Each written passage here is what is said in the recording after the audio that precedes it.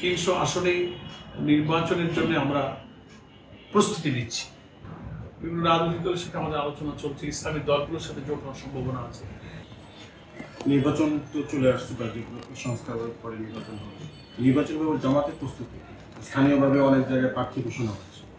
হ্যাঁ, আমরা তো জামাত ইসলামী ব্যাপারে আগেই বলেছি, জামাত একটা নির্বাচনমুখী দল, সবসময় আমরা নির্বাচন করতে চাই, কিন্তু গত 3টা টার্মে কোনো ফেয়ার ইলেকশন হয়নি বলে আমরা সেই ইলেকশন করতে পারি।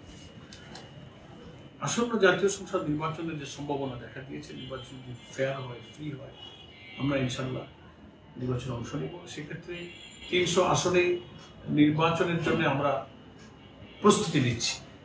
প্রস্তুতি 2 রকম, একটা হচ্ছে সেখানে প্রার্থী তৈরি করা, প্রার্থী নমিনেট করা, আর একটা হচ্ছে মাঠে জনগণের কাছে, ভোটারদের কাছে আমাদের প্রার্থীদেরকে, নমিনিদেরকে নিয়ে যাওয়া।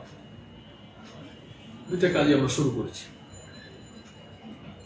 প্রাথমিকভাবে যে সিলেকশনের কথাগুলো গণমাধ্যমে আসছে, অন্যান্য দলের চেয়ে জামাত ইসলামের কিন্তু প্রার্থী বাছাইয়ের একটা সিস্টেম আলাদা আছে। অন্যান্য দল সেন্ট্রালি একটা ডিক্লারেশন দিয়ে দেয় যে 300 আসনের প্রার্থী তালিকা ঘোষণা করবে, আমরা তা করি না। আমরা একেবারে তৃণমূল থেকে, গ্রাসরুট থেকে আমরা মতামত নিই। একেবারে ইউনিয়ন, উপজেলা, জেলা, সংগঠনের নানান টায়ার থেকে আমরা গোপন একটা মতামত নিয়ে প্রার্থীদের একটা তালিকা প্রাইমারিলি আমরা রেডি করি। তারপরে সেটা সেন্ট্রালে আসে এবং সারা দেশ থেকে এভাবে আসার পরে আমরা 300 আসনের একটা সেন্ট্রাল ডিক্লারেশন আমরা দিই। সেটি আমাদের কেন্দ্রীয়ভাবে চূড়ান্ত ঘোষিত তালিকা। সেই কাজটা আমাদের এখনো হয়নি। যেটা আসছে সেটা হলো লোকালি মতামত নেওয়ার ভিত্তিতে প্রাথমিকভাবে একটা তালিকা আমাদের তৈরি হইতেছে। সেই জেলা, সেই শাখা, সেই তালিকাটা তারা গণমাধ্যমে দিয়ে দিচ্ছে, মিডিয়ার আগ্রহের কারণে দিয়ে দিচ্ছে আর কি।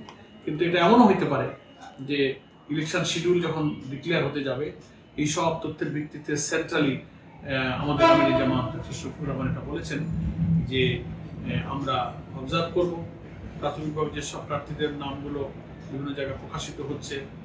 যদি আমরা মনে করি অ্যালায়েন্স তো হতে পারে, জোট তো হতে পারে, বিভিন্ন রাজনৈতিক দলের সাথে আমাদের আলোচনা চলছে, ইসলামী দলগুলোর সাথে জোট হওয়ার সম্ভাবনা আছে। তো জোট হতে গেলে তো আমরা সব আসনে বসে থাকলে তো জোট হবে না। আমরা দলের জন্য 10টা, 20টা, 50টা আমাদের ছাড়তে হতে পারে। তো জোটের প্রয়োজনে আমরা যে আসনগুলো ছাড়বো, তো 300 থেকে সেগুলো কমে যাবে। এই জন্য যা এখন প্রকাশ হচ্ছে এটাই আমাদের চূড়ান্ত নয়। ইলেকশনের শিডিউলের সময় এগিয়ে এলে আরো অনেক পোলারাইজেশন হবে, অনেক সমীকরণ হবে, তখন আমরা একটা সেন্ট্রাল ডিক্লারেশন দেব। সেটি হবে আমাদের চূড়ান্তভাবে কেন্দ্রীয় তালিকা। জোটের বিষয়টা বলেন, জোট আসলে নির্বাচনের ব্যাপারে কি ধরনের কাজ করছেন? না, আমরা সব দলের সাথে কথাবার্তা বলছি। ইসলামী দলগুলো সবার সঙ্গে, ইসলামী দল, ব্যক্তিত্ব, স্কলার,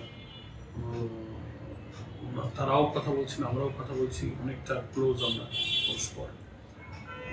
মুসলিম উম্মাহ এবং দেশের কমন ইস্যুতে নিজেদের মধ্যে মত পার্থক্য কিছু থাকলেও সেটা সেখানে রেখে ন্যাশনাল উম্মার কনসেপ্টে কিছু কমন ইস্যুতে আমরা একমত হতে পারি কিনা, এই আলোচনাগুলো চলছে।